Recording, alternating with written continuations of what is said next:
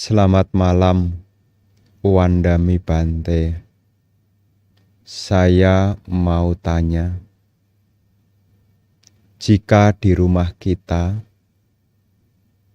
hanya mempunyai rupang Buddha ukuran kecil, sekitar tinggi 20 cm, apakah kita tetap harus nama Karapata sebelum membaca parita? Bapak dan Ibu, saudara-saudari sekalian, terkhusus yang bertanya berkenaan dengan keberadaan Buddha Rupang. Jika di rumah Ibu Bapak memiliki Buddha Rupang, kemudian diletakkan di tempat yang sesuai, apakah itu diletakkan di meja ataukah diletakkan di altar, dan menjadikan Buddha Rupang itu sebagai objek puja, maka secara kebiasaan ketika kita hendak membaca parita, kita mengawali terlebih dahulu dengan penghormatan awal, yakni nama Karapata. Apakah rupangnya itu kecil sekalipun, tentu tidak jadi persoalan selama rupang ini kita jadikan sebagai objek puja. Jadi kalau ibu bapak di rumah mungkin memiliki rupang Buddha yang ukurannya mungkin kecil sekalipun, bahkan tidak sampai 30 cm, tidak sampai 20 cm, mungkin kecil. Kemudian Anda hanya punya itu satu-satunya.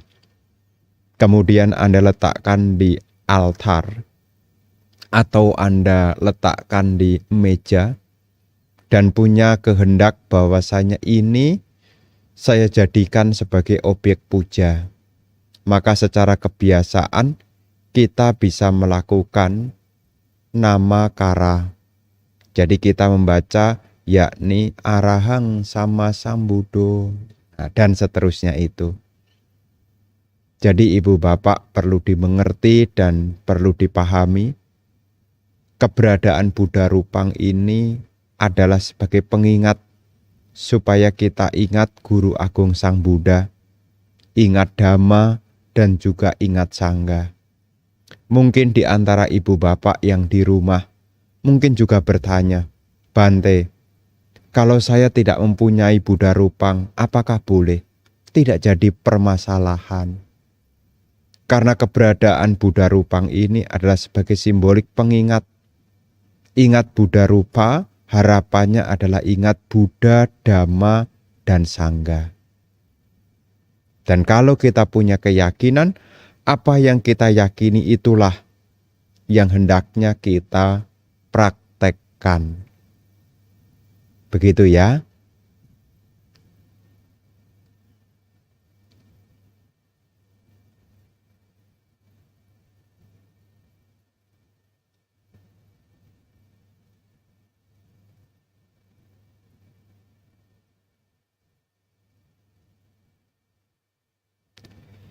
Izin bertanya Bante, keterampilan jana seseorang, apakah memang akan semakin cepat dicapai jika rutin bermeditasi, atau ada peran parami sehingga tidak membutuhkan waktu lama seorang pemeditator bisa mahir memasuki jana? Terima kasih. Bapak dan Ibu, saudara-saudari sekalian, berkenaan dengan praktek samatha bhavana atau praktek ketenangan batin, ada hal yang perlu dipahami, yakni proses di dalam jana itu sendiri. yang diawali dari Witaka, Wicara, Piti, Suka, dan Ekagata. Jadi berkenaan pertanyaan tadi, bagaimana seseorang bisa mahir memasuki jana? Dia harus sering berlatih. Namanya parami, ibu bapak, adalah pelatihan. Jadi parami itu adalah pelatihan. Ketenangan yang seseorang miliki itu juga hasil dari latihan. Maka sewaktu kita ingin memunculkan hal baik sehubungan dengan jana, maka yang pertama yang harus kita miliki, kita harus mengenali tentang Witaka. Witaka adalah proses pengarahan perhatian pada objek yang dituju. Misalnya, Anda menggunakan objek anapanasati, karena anapanasati itu juga salah satu objek meditasi yang bisa mengkondisikan seseorang mencapai jana. Dalam hal ini, seorang pemeditator pertama tidak membiarkan pikirannya berkelana, mengarahkan perhatian sepenuhnya pada nafas yang masuk dan nafas keluar. Jadi kalau ibu bapak ingin menggeluti, ingin menekuni tentang anapanasati, Anda bisa meletakkan perhatian di sekitar lubang hidung Anda atau juga di sekitar ujung. Ini kan rupa ya. Ini kan ada rupa. Nah, Anda bisa merasakan sentuhan. Anda kenali sentuhan. Ini kan ada pasa, kulit dengan udara. Ada udara yang masuk yang melewati ya ujung hidung kita. Makanya kalau orang itu pikirannya kacau, ya tidak bisa. Karena sekitar lubang hidung ini sangatlah sempit. Ya, sangatlah sempit. Maka seperti yang sering kali Bante sampaikan, buatlah tubuh jasmani Anda nyaman dulu. Supaya apa? Pikiran Anda tidak berkelana. Kalau pikiran Anda sudah dibekali dengan ketenangan, tidak banyak pemikiran-pemikiran, menyadari ketenangan saat ini, Anda bisa secara alami bisa merasakan pasa, sentuhan antara kulit yang ada di ujung hidung Anda dengan udara. Anda bisa rasakan. Dan ini perlu ditekuni. Witaka, pengarahan, wicara terus-menerus. Tidak memberi kesempatan pikiran ini untuk ngelamun. Anda tekunin terus. Anda tekuni terus. Kalau seandainya Bante, saya tidak punya waktu yang begitu panjang, lantas bagaimana? Sebetulnya di sela-sela waktu yang ibu bapak miliki, mungkin sore hari duduk di rumah, duduk sebentar, Anda rasakan. Supaya apa? Kita bisa biasa mengenali keberadaan napas yang masuk dan napas yang keluar. Makanya ketika ibu bapak ingin memasuki, berlatih hingga mencapai tataran jana, ada disampaikan di dalam sutta, Witaka, Wicara, Piti, Suka, Ekagata. Jadi dalam hal ini yang perlu paling awal adalah pengarahan perhatian pada objek untuk memperoleh ketenangan. Jadi Anda rasakan. Supaya latihan kita juga berlangsung dengan baik, ya guru-guru telah menyampaikan ulasan sehubungan dengan pancabala. Pancabala itu dimulai dari sadabala. Kita harus punya keyakinan bahwasanya ketenangan itu bisa direalisasi. Ada keyakinan. Kalau Anda tidak punya keyakinan, maka akan timbul penolakan di dalam hati. Jadi sebagai orang yang ingin berlatih meditasi, Anda harus punya keyakinan dulu. Yakin bahwasanya saya bisa tenang. Yakin bahwasanya saya bisa memperoleh ketenangan. Sada. Setelah sada ada wirya. Kalau pikiran ini mengembara, Anda harus bersemangat mengarahkan kembali perhatiannya pada objek. Harus bersemangat. Kalau pikirannya mengembara, sadari, tarik lagi. Merasakan napas masuk, napas keluar. Sadabala, wirya bala, kekuatan semangat. Seringkali di antara orang yang berlatih, setelah tahu pikirannya mengembara, bukannya ditarik kembali perhatiannya, tetapi malah terbawa kepada arus pemikiran. Ini namanya tidak punya semangat. Namanya semangat itu kalau pikirannya mengembara, ya dia arahkan kembali. Kalau mengembara lagi bagaimana Bante? Anda harus tetap bersemangat. Ibaratnya orang jatuh, ya bangkit lagi. Pikiran mengembara, disadari lagi. Napas masuk, napas keluar. Namanya kekuatan berupa semangat. Kemudian yang ketiga, sada, wirya, sati. Sati itu artinya ingat. Ya, ingat pada nafas. Nah, ini kekuatan berupa pengingatan sati bala. Sati bala. Jadi kekuatan berupa sati, Anda ingat, namanya sati itu adalah ingat, pengingat. Ya, jadi Anda ingat, ya, berusaha untuk senantiasa mengembangkan ingatan pada nafas.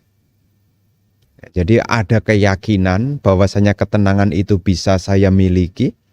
Kemudian yang kedua ada semangat di dalam berlatih. Kalau pikirannya mengembara, disadari, tariklah kembali.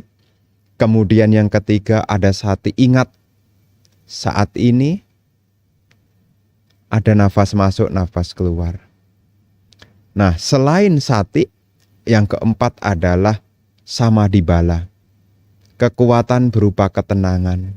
Makanya ketika kita berlatih harus disertai pikiran yang tenang. Harus disertai dengan pikiran yang tenang.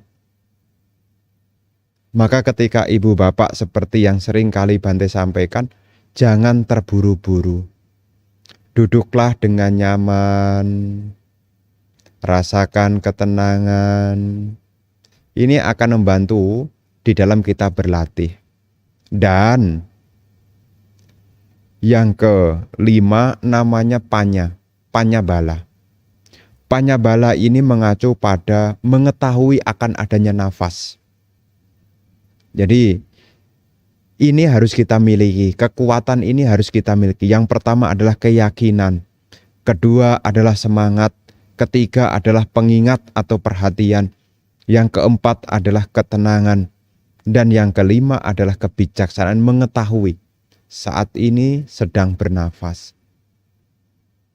Jadi kalau ibu bapak menekuni, ya, karena hasil dari ketekunan, hasil dari pengulangan itulah yang dimaksud dengan parami. Makanya ketika kita kait-kaitkan dengan parami, apa yang dilakukan oleh bodhisatta untuk menyempurnakan parami adalah dengan mengulang-ulang. Dana parami, sila parami, nekama parami, panya parami. Dari mana parami-parami ini bisa berkembang? Dari hasil pelatihan. UPK parami akan Anda miliki, batin yang tenang akan Anda miliki ketika Anda juga menekuni di dalam ketenangan. 5 tadi mesti diingat. Ya, sebelum Anda meditasi, Anda harus punya keyakinan ketenangan ada pada diri saya. saya bisa merealisasi ketenangan. Munculkanlah semangat, ingat pada nafas, lakukan dengan ketenangan, dan juga ketahuilah saat ini nafas masuk, nafas keluar. Ini nanti kalau Anda sudah geluti, Anda tekuni, ya Anda akan bisa merealisasi apa yang diharapkan. Sebagai pengingat, di dalam latihan, Anda harus tetap memiliki semangat. Kalau tahu pikirannya berkelana, kalau tahu pikirannya mengembara, sadari, tarik kembali. Kalau pikirannya gelisah, tenangkan. Caranya bagaimana? Anda perhatikan tubuh jasmani. Diamlah, jangan banyak bergerak. Perhatikan tubuh jasmaninya. Pikirannya diarahkan kemana, Bante? Perhatikan ke tubuh jasmani Anda dulu. Kalau tubuh Anda nyaman, Anda sadar akan tubuh Anda, tubuhnya di sini, perhatiannya di sini, maka ketenangan akan muncul di sini dan saat ini. Anda bisa rasakan. Anda bisa menyadari ya sentuhan di sekitar lubang hidung Anda. Apakah di ujung hidung? Anda bisa rasakan. Ini kan ada namanya sentuhan ya. Namanya kulit ini kan indra potaba ya. Kulit ini kan potaba. Ya, ada sentuhan. Ya, jadi kalau pertemuan antara unsur udara ya dengan kita punya unsur kulit ini ya, kita bisa merasakan.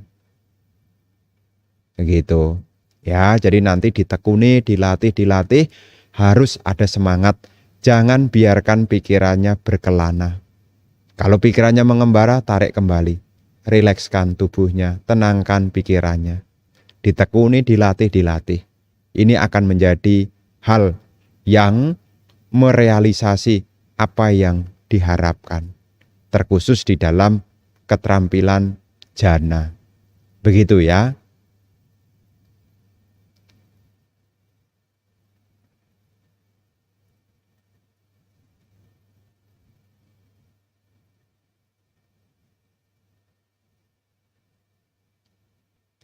Selamat malam, Bante. Maaf, saya ingin bertanya. Apakah kebiasaan umat merayakan hari ulang tahun seorang biku oleh umat tidak mengganggu pelatihan dan peraturan dalam sangga? Terima kasih. Bapak dan Ibu, saudara-saudari sekalian, sehubungan dengan ulang tahun, tentu ada pertimbangan. Apa pertimbangan yang pertama? Nilai manfaat. Apa yang didapat dari manfaat di sana? Mungkin dengan membuat acara ulang tahun, mungkin loh ya. Ya mungkin harapan umat supaya bantenya bersemangat, dikasih perhatian, dikasih ya kebutuhan lah. Ya dalam hal ini ya nilai manfaat lah. Apakah itu makanan? Jadi yang pertama kita harus melihat nilai manfaat apa. Kalau itu memang ada manfaatnya, ya bisa dilakukan. Setelah manfaat yang kedua, kesesuaian. Pantas tidak? Pantasnya bagaimana? Apakah perlu pakai nyanyi-nyanyi? Nah, misalnya begitu ya. Oh, ada nyanyi, ada band, ada apa misalnya. Apakah pantas? Jadi setelah tahu ada nilai manfaatnya, kira-kira pantasnya bagaimana? Kalau pantasnya misalnya, oh Bante pantas Bante kalau hanya tumpeng aja, kemudian yang lain baca parita, ya itu masih pantas. Ya, masih pantas. Untuk hal ini tentu ya karena landasan bakti, rasa terima kasih. Ya, ini juga seperti ibu bapak memberi makanan kepada para biku. Ya, memberi makanan kepada para biku itu juga nilai aspek manfaat dan juga aspek kesesuaian. Makanya sebagai umat ya buatlah yang sesuai lah. Ya, yang sesuai. Ya ndak usah kemudian banyak balon-balon, ya banyak balon-balon, kemudian ngundang sulap gitu ya.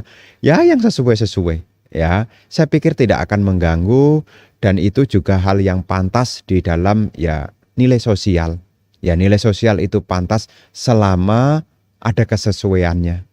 Tapi kalau berlebihan, apalagi sampai gaduh dan rame, ya rasanya ya dinilai sendirilah ya, ya begitu ya. Jadi lihat nilai manfaatnya, lihat juga nilai kepantasannya, sesuai tidak. Kalau dibikin ulang tahun di wihara, pantasnya seperti apa? Apakah potong tumpeng saja?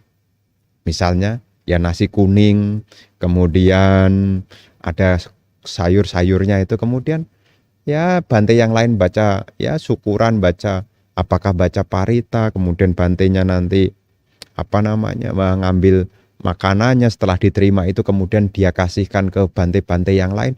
Saya pikir itu masih sesuai ya. Jadi ada aspek manfaatnya dan juga aspek kepantasannya. Ya, begitu ya.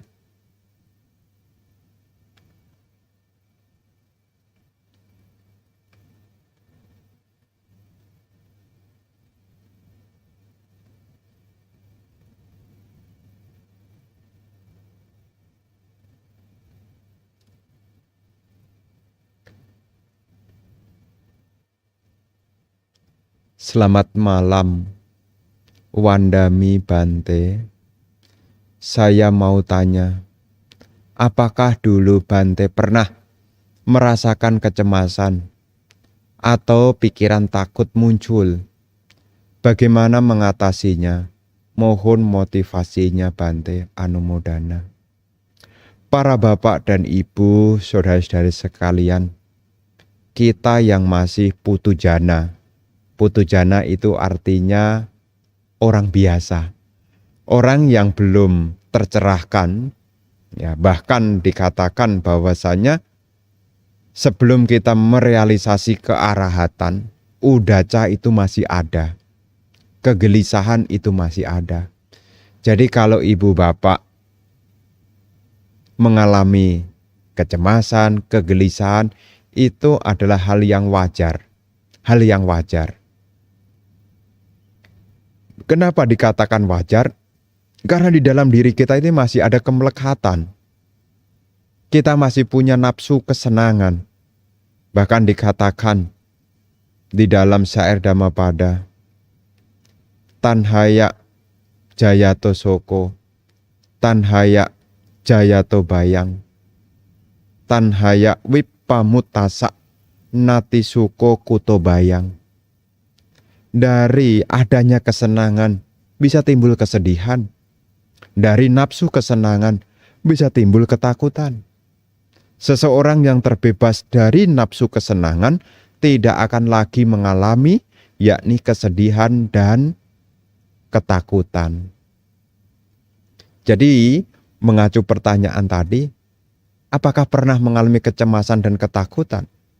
Ya tentu terus terang, ya mengalami juga.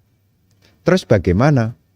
Nah, ketika kita mengalami hal demikian, biasanya kita harus membedakan. Kalau saya membedakan, ini di dalam kontrol saya atau ini di luar kontrol saya. Kalau ada sesuatu yang kita cemaskan, apakah ini di luar kontrol saya? Misalnya takut akan kematian, apakah kita bisa menghindar dari kematian? Kematian di luar kontrol kita. Yang ada di dalam kontrol kita adalah apa yang sekarang pikiran kita harus kembangkan. Daripada pikiran Anda gelisah, daripada pikiran Anda khawatir, lebih baik isi pikirannya dengan mengulang di dalam hati, semoga semua makhluk berbahagia. Anda juga bisa berlatih ini ya, Anda bisa berlatih ini dengan beberapa versi. Ya, Anda bisa mengembangkan cinta kasih. Mungkin Anda merasa, oh Bante, kalau hanya semoga semua makhluk bahagia ini belum mengena Bante. Udah variasi lagi. Semoga makhluk-makhluk di depan saya berbahagia. Semoga makhluk-makhluk yang berada di depan saya berbahagia. Semoga makhluk-makhluk yang berada di depan saya berbahagia. Kemudian arahkan ke belakang. Semoga makhluk-makhluk yang berada di belakang saya berbahagia. Dan seterusnya. Depan, belakang, kanan, kiri, ke atas, ke bawah. Kenapa kita dengan variasi demikian? Supaya tidak memberi kesempatan pikiran memikirkan hal-hal yang tidak bermanfaat. Maka kita isi hal-hal yang baik. Ketika kita menyampaikan semoga semua makhluk bahagia, objeknya makhluk. Objeknya makhluk. Ketika kita menyampaikan semoga semua makhluk bahagia, sebetulnya yang pertama kita memperoleh ketenangan. Mungkin makhluk yang kita pancarkan mungkin belum berefek dari apa yang kita pancarkan. Tetapi kalau ini ditekuni, ini akan menenteramkan pikiran Anda. Makanya ketika ibu bapak secara putu jana manusia biasa, ketika kita ada kecemasan, kekhawatiran, kita harus bedakan. Apakah ini di luar kontrol saya ataukah ini di dalam kontrol saya? Kalau itu di luar kontrol saya, maka itu kita tidak punya wewenang apa-apa. Seperti jalanan macet, kita tidak punya wewenang apa-apa. Seperti mungkin harga BBM naik, kita tidak punya wewenang apa-apa. Yang bisa kita miliki adalah apa yang akan kita lakukan. Jadi kita harus melihat tentang persiapan apa yang harus saya miliki. Karena pada dasarnya kita menjadi cemas, karena kita khawatir, itu karena kita minim pengetahuan, sehingga kita kurang persiapan. Kalau tahu jam 6 macet, berangkat jam 5. Kalau tahu di luar tidak ada orang jualan, bikin bekal dari rumah. Jadi kalau kita punya pengetahuan yang muncul dari informasi-informasi, kita akan siap di dalam membuat persiapan. Kalau semuanya sudah siap, apa yang perlu kita khawatirkan? Mau berpergian, kita sudah bawa perbekalan. Apa yang perlu kita khawatirkan? Jadi dalam hal ini ibu bapak, kita-kita yang masih putu jana, sangat wajar sekali jika kita mengalami kecemasan, ketakutan. Oleh karena itu, ketika hal itu terjadi, cobalah dikenali. Ini di luar kontrol saya, ataukah ini di dalam kontrol saya? Kalau di luar kontrol kita tidak punya daya apa-apa. Seperti usia tua, kita tidak bisa kontrol apa-apa. Tapi yang bisa kita kontrol adalah sebelum usia tua datang, apa yang akan kita lakukan?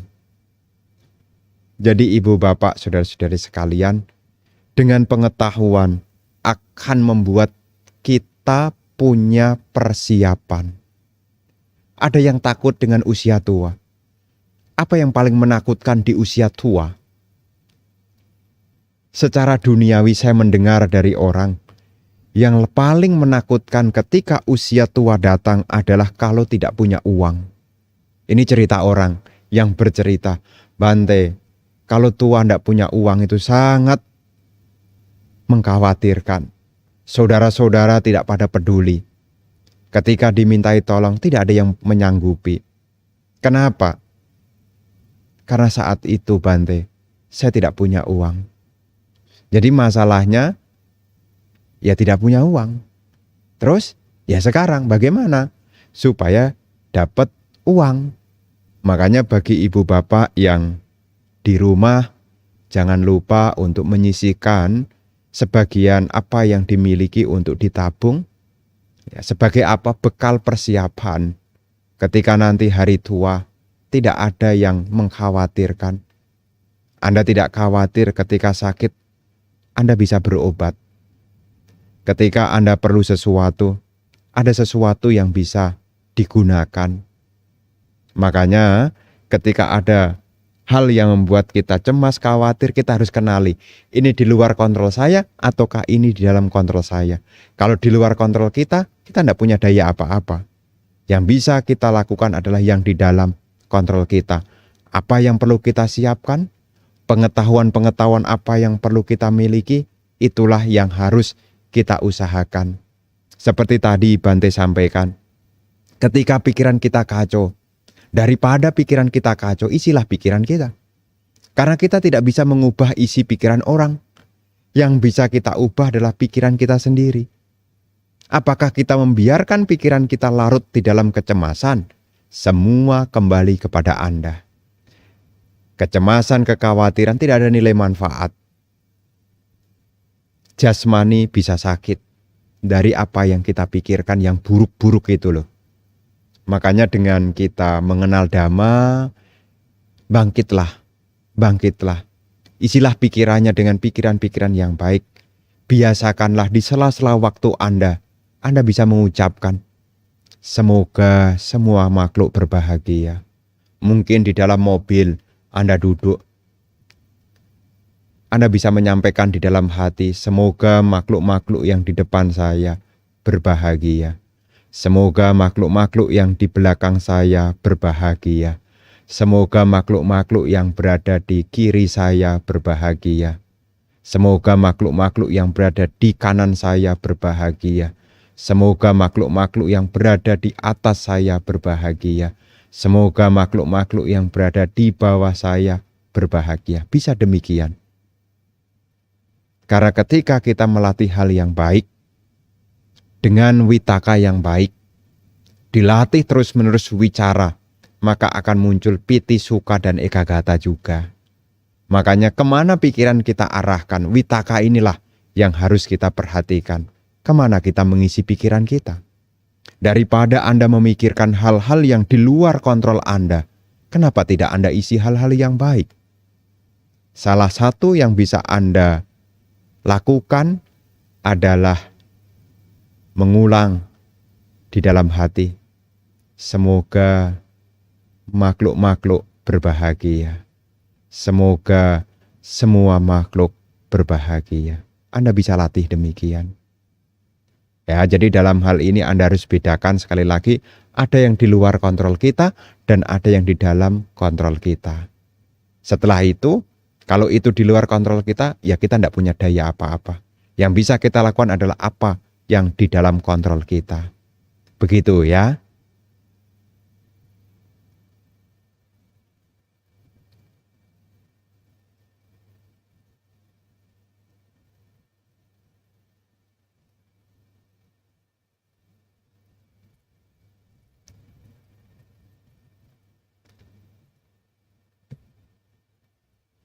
Wandami Bante, izin tanya. Bante, saya mempunyai altar di rumah. Bolehkah saya bersila tepat di depan rupang Buddha sewaktu baca parita anumodana? Tentu boleh ya. Jadi seperti tadi Bante sampaikan, keberadaan Buddha Rupang ini adalah sebagai pengingat kita kepada Buddha, Dhamma, dan Sangha. Dengan adanya Buddha Rupa ini akan membuat kita juga jadi terarah. Kalau Buddha Rupangnya ada di depan kita, ya kita bisa beranjali baca parita di depan. Ya, jadi misalnya di depan ini ada altarnya, ya dari depan begini, ya tentu ini akan menjadi penyemangat, juga membuat pikiran jadi terarah. Pikiran tidak ngelamun sana ngelamun sini, karena kita menghadap ke depan, ke objek yang ada di depan kita. Begitu ya.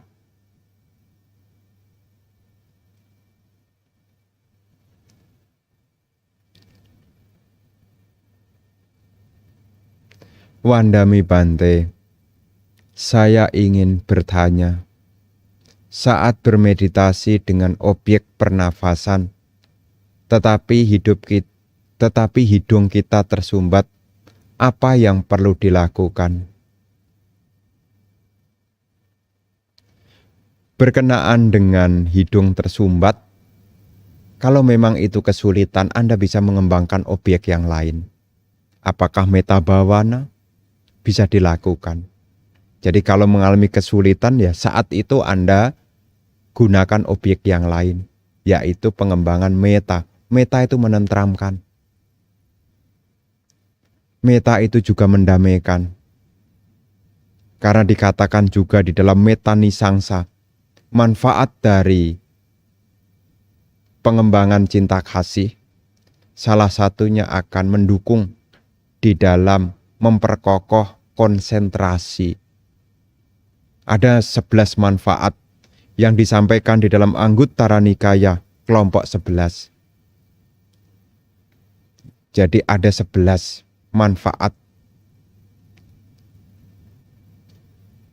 Tidur dengan nyenyak, tidak mimpi buruk, bangun tidur dengan segar, manusia mencintai, yang bukan manusia juga mencintai, para dewa melindungi, senjata api racun ya bisa terhindarkan,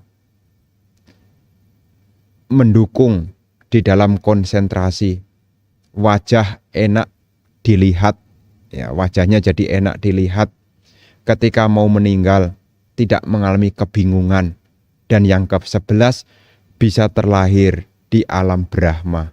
Itu disampaikan di dalam Anguttara Nikaya kelompok 11 dengan judul Metta Nisangsa Sutta. Jadi kalau nafas masuk, nafas keluar, hidung tersumbat tidak bisa, latihlah meditasi cinta kasih. Ya.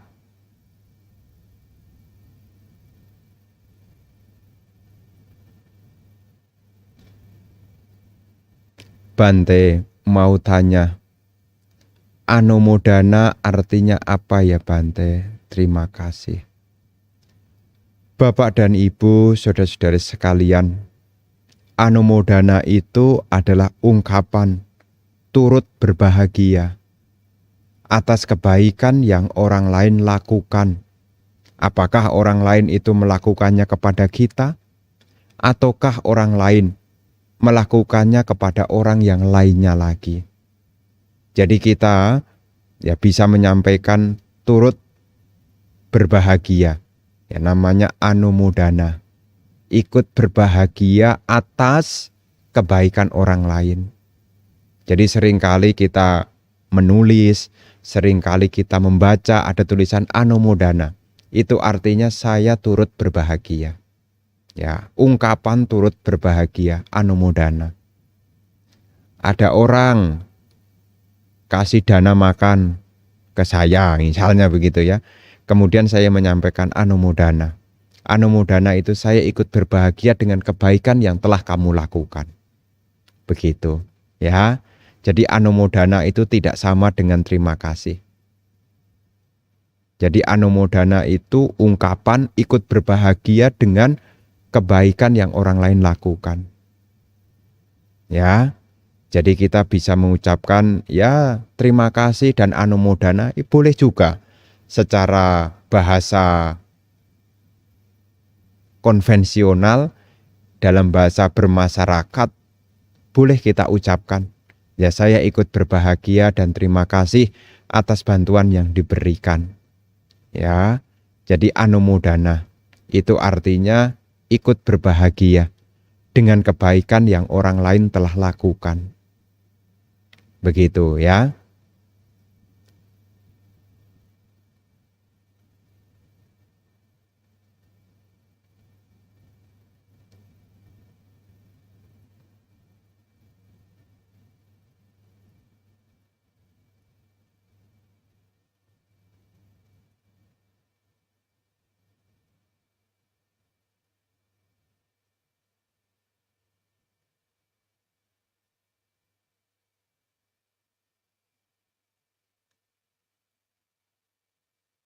Izin tanya Bante, kalau tidak salah dengar, di salah satu ceramah dhamma di YouTube, katanya kalau melakukan segala sesuatu dengan kesenangan itu termasuk kilesa. Pertanyaannya Bante, memang bisa ya Bante, kalau melakukan sesuatu tanpa kesenangan atau tanpa kebencian? Nah, di dalam hal ini tentu seseorang bisa melakukan perbuatan baik tanpa kesenangan, tanpa kebencian, itu bisa dilakukan. Namanya berakar dari aloba dan adosa. Seperti ibu bapak membantu orang yang mengalami kesusahan karena melihat penderitaan yang ia alami. Anda memberi tentu bukan dengan perasaan senang. Ya, ada rasa empati, bisa merasakan apa yang dialami.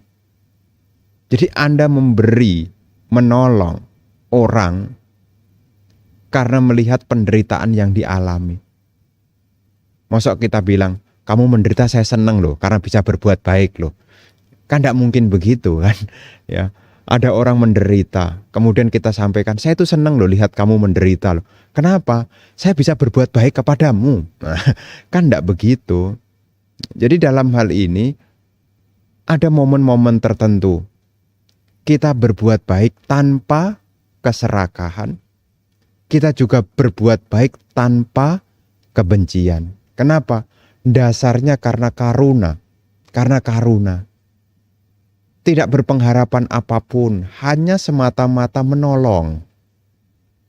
Itulah karuna. Ada yang menderita. Dari penderitaan itu menggugah untuk membantu. Jadi dalam hal ini ibu bapak, ada kebaikan-kebaikan yang muncul tanpa keserakahan. Ada kebaikan-kebaikan yang muncul karena kebencian. Contoh kebaikan yang dengan keserakahan apa? Misalnya, Anda berbuat baik sama orang, memberi sesuatu, tapi Anda punya harapan, ya semoga di lain waktu dia bisa memberi lebih banyak dari ini. Nah, ini namanya dengan keserakahan. Ya, dengan keserakahan. Ada juga orang memberi dengan kebencian, itu ada. Saya kasihlah dia pergi. Ya, saya kasih ini karena supaya dia cepat-cepat pergilah di hadapan saya. Itu kan Anda memberi, tapi didasari ada cetana yang kurang baik, yaitu kebencian. Ada juga. Jadi ibu bapak nanti kalau melakukan sesuatu, sebetulnya Anda bisa mengenali. Kadang-kadang kita melakukan kebaikan itu kadang-kadang juga ada juga kilesanya.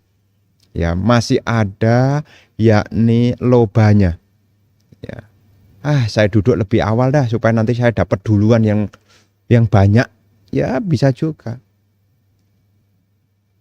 Termasuk juga ya mungkin kita memberi sesuatu kepada pengemis ya, supaya dia cepat pergi dari rumah Anda. Ya itu bisa terjadi. Ya. Makanya tadi ditanya apa ada Bante? Memberi tanpa kesenangan, tanpa kebencian ada. Ketika ada orang yang menderita, Anda dengan kesadaran melihat penderitaannya, kemudian terdorong untuk membantu. Begitu ya.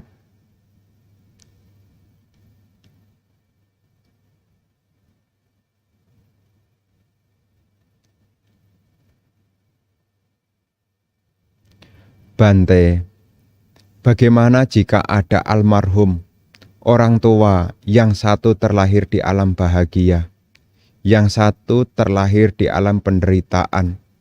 Apakah baca etawata harus sebut nama almarhum yang terlahir di alam menderita saja? Bapak dan Ibu, saudara-saudara sekalian. Nah, sewaktu Ibu Bapak membaca etawata, sebetulnya mengacu kepada sanak keluarga kita yang telah tiada. Apakah yang terlahir di alam surga, ataukah terlahir di alam yang kurang menguntungkan? Tidak jadi masalah. Tidak jadi masalah. Bahkan seperti dalam etawata kan kita juga menyampaikan, sebanyak kami telah mengumpulkan kebajikan yang beraneka ragam, semoga para dewa juga turut bersuka cita. Jadi ada kalimat semoga para dewa pun supaya ikut berturut sukacita. Jadi kalau seandainya ada sanak keluarga kita, apakah orang tua kita yang sudah lahir di alam bahagia, ya kita kondisikan lagi. supaya dia juga ikut berbahagia dengan kebaikan yang kita lakukan. Boleh, ya boleh, tidak masalah, ya.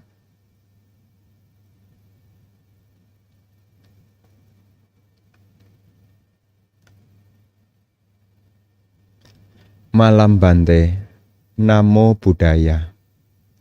Izin bertanya, bagaimana agar kita terus termotivasi untuk maju secara Buddhisme dan langkah-langkah apa yang harus dilakukan Bante? Bapak dan Ibu, saudara-saudara sekalian, secara umum ya, apakah itu kemajuan di dalam spiritual ataukah juga kemajuan di dalam dunia? Apakah Anda ingin berkarir? Yang harus dimiliki yang pertama adalah cara berpikir kita. Kita yang pertama harus punya keyakinan. Makanya sada itu diletakkan di awal. Sada itu diletakkan di awal. Kalau kita tidak punya keyakinan, bagaimana kita bersemangat untuk merealisasinya? Karena faktor pertama itu kita harus punya keyakinan. Keyakinan itu belum kelihatan hasilnya, tapi keyakinan itu menjadi pendorong awal sebelum kita merealisasi. Karena lawan dari keyakinan adalah keraguan-raguan. Anda punya sumber daya, materi, pengetahuan, keterampilan. Tapi kalau ragu-ragu, Anda bisa bayangkan. Secara sumber daya ada. Baik itu sumber daya dari segi manusianya. Termasuk dari sumber daya yang di luar dari manusianya, yaitu permodalan misalnya.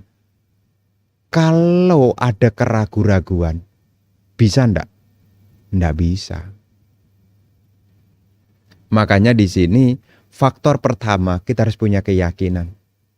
Anda harus tanamkan di dalam diri Anda.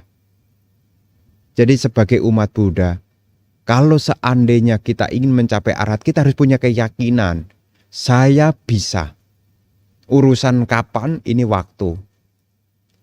Kalau Anda tidak punya keyakinan, bagaimana Anda ingat akan tujuan? Maka ada pepatah, 1 mil dimulai dari 1 langkah. Berani melangkah 1 langkah itu karena dia punya keyakinan. Langkah maju bisa diberikan karena dia punya keyakinan. Maka yang pertama, Anda harus punya keyakinan.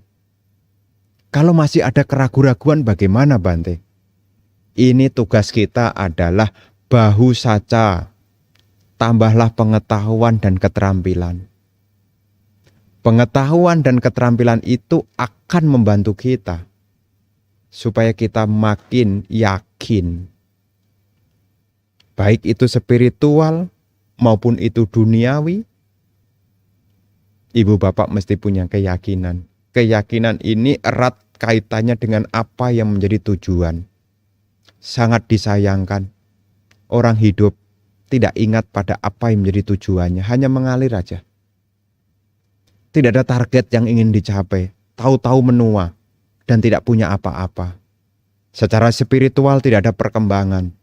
Secara duniawi juga tidak punya apa-apa. Kenapa? Karena dari awal dia tidak punya keyakinan kepada apa yang ingin dituju. Maka sebagai umat Buddha, ya faktor pertama untuk menjadi orang yang berhasil, Anda harus punya keyakinan. Kalau keyakinan itu belum muncul, Anda tambah lagi pengetahuan keterampilan Anda. Itulah gunanya kita belajar. Gunanya kita berlatih. Dengan kita punya keyakinan, kemudian akan memunculkan yang kedua, semangat. Namanya usaha apapun itu, ada jerih payah. Kadang-kadang orang itu takut setelah tahu prosesnya, orang pada mundur. Kenapa? Takut susah. Bante, repot, susah. Akhirnya mundur. Maka faktor keberhasilan itu selain dia punya keyakinan, dia harus punya semangat. Berani susah. Meditasi aja harus berani kesemutan kok. Ya. Mau berhasil meditasi seperti pertanyaan tadi ya. Mau mencapai jana saja, Anda harus berani kesemutan dulu kok. Kalau kesemutan aja takut, duduk sebentar aja udah geser. Bagaimana? Ada keberhasilan. Ada keyakinan, yang kedua ada semangat. Jangan takut susah. Karena keberhasilan apapun akan melewati proses.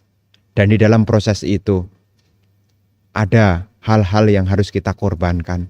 Makanya guru Buddha menyampaikan kanti paramang tapotitika. Kesabaran adalah cara melatih batin yang terbaik. Jadi kalau kita ingin berhasil ya harus punya keyakinan, semangat, dan yang ketiga harus ada sati. Sama dengan tadi, sati itu ingat. Harus ingat kembali. Jadi kalau Anda punya cita-cita mesti diingat lagi. Dan yang keempat, Anda juga harus mengisi kehidupan Anda dengan ketenangan juga. Supaya apa? Tidak overthinking. Jadi 5 hal ya. Sada, wirya, sati, samadhi, panya. Harus punya kebijaksanaan. Evaluasi yang kelima. Evaluasi. Panya ini bisa dipakai untuk mengevaluasi sejauh mana proses yang kita sudah kerjakan. Jadi baik itu spiritual maupun duniawi, yang pertama mesti punya keyakinan. Yang kedua, apa yang diyakini praktekkan dengan semangat. Yang ketiga, ingat apa yang menjadi tujuan Anda. Yang keempat, jangan lupa punya ketenangan dalam hidup Anda. Dan yang kelima, evaluasi. Ini panya. Mengetahui apa yang harus dimunculkan lagi, apa yang mau diperbaiki, itu perlu diingat. Jadi perlu diingat Ibu Bapak 5 hal ini yang sering kali Bante sampaikan sebagai bentuk dari kekuatan, yakni pancabala, sadabala, wiryabala, satibala, samadibala, dan panyabala. Begitu ya.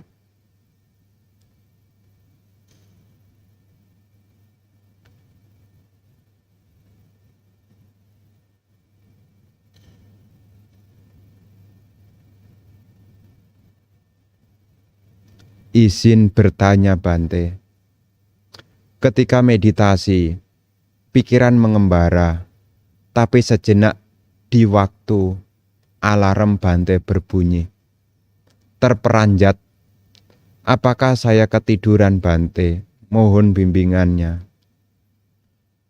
Bapak dan Ibu, saudara-saudari sekalian,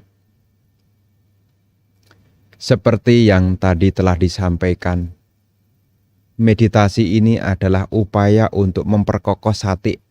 Sati itu adalah pengingat. Jadi saya akan bertanya kembali kepada Anda, apakah Anda ingat kalau saat ini sedang meditasi? Apakah ingat saat ini Anda bisa merasakan nafas masuk, nafas keluar? Selama Anda ingat pada apa yang Anda kerjakan saat ini, sebetulnya Anda sudah berlatih dengan perhatian. Tidak terbawa pada lamunan-lamunan, tidak terbawa pada kemalasan, tapi Anda membangun dengan penuh perhatian. Sewaktu merasakan nafas masuk, Anda benar-benar selalu ingat nafas yang masuk dan keluar. Ketika Anda duduk, Anda ingat postur duduk Anda. Ini artinya Anda sudah membangun perhatian. Jadi kalau ditanya bagaimana, Anda yang mengetahui. Selama momen meditasi, ingat tak kalau saat ini sedang meditasi? Kalau misalnya Anda mengembangkan nafas masuk, nafas keluar, ingat tak kalau saat ini ada nafas masuk dan nafas keluar? Begitu ya.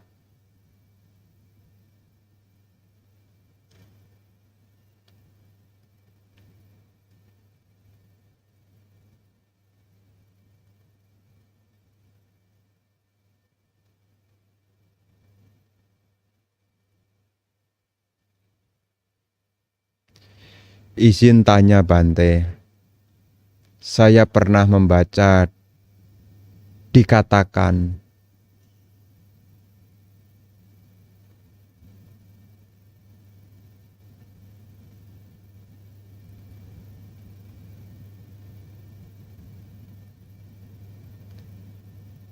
ada 3 jenis makhluk suci tingkat Sotapanna, yaitu Satakatu Parama, kurang tekun, melaksanakan paramita. Nah, untuk pertanyaan ini, ya saya sendiri malah belum sempat membacanya ya. Jadi sehubungan dengan hal ini kembali kepada ya orang yang latihan. Jadi dalam hal ini Ibu Bapak, yang harus diingat, ya ini hanyalah soal pengertian. Jalan menuju kesucian itu adalah jalan mulia berserdelapan. Untuk menyempurnakan jalan mulia berserdelapan ini, setiap orang itu beda-beda. Makanya ada seperti tadi disebutkan, ada yang begini, ada yang begini dalam pelatihannya. Ya memang namanya manusia ini latar belakangnya juga macam-macam. Jadi ada yang sungguh-sungguh, ada yang setengah sungguh-sungguh, ada yang tidak sungguh-sungguh. Meskipun sedikit-sedikit, ya dia berlatih. Makanya kan dikatakan Sotapanna itu maksimal 7 kali. Apakah harus 7 kali Bante? Ya tidak juga. Ada yang sekali kelahiran kembali dia sungguh-sungguh mencapai arahat, ada juga. Setelah mencapai Sotapanna dia belajar sungguh-sungguh 2 kali kehidupan dia arahat, ada juga. Makanya Sotapanna dikatakan maksimal terlahir 7 kali. Tidak ada kelahiran yang ke-8. Makanya kalau dia yang tipikalnya sungguh-sungguh, ya sekali kehidupan, dia bisa mencapai arahat. Tapi kalau yang saking santainya, ya sudah sampai yang terakhir tuh. Setelah 7 kali kelahiran baru arahat. Makanya dikatakan bahwasanya orang yang mencapai tingkat kesucian Sotapanna, maksimal dia lahir 7 kali. Tapi untuk mencapai kearahatannya itu sendiri bisa 1 kali kehidupan, 2 kali kehidupan. Setelah dia mencapai Sotapanna, bisa 1 kali kehidupan, 2 kali kehidupan, 3 kali kehidupan, yang paling maksimal 7 kali. Itulah yang perlu Ibu Bapak ketahui sehubungan dengan orang yang menyempurnakan jalan kesucian. Ya. Jadi di dalam pengembangan batin termasuk juga Sata Bojangga, ya, Sati, Dhamma Wijaya, Wiriya, Piti, Samadhi, Piti, Pasadi, Samadhi dan UPK. Ya. Ini setiap orang itu beda-beda. Tapi seperti tadi Bante sampaikan bahwasanya ya seorang Sotapanna ini maksimal hanya 7 kali. Tidak ada kelahiran yang ke-8. Ya, jadi untuk mencapai arahatnya berapa lama Bante? Apakah harus 7? Tidak. 1 kali kehidupan ada yang sukses sudah selesai. Menjadi ACK Pugala, sudah tidak perlu latihan lagi. Ada yang 2 kali, ada yang 3 kali. Bahkan maksimal sampai 7 kali. Baru tuntas. Begitu ya.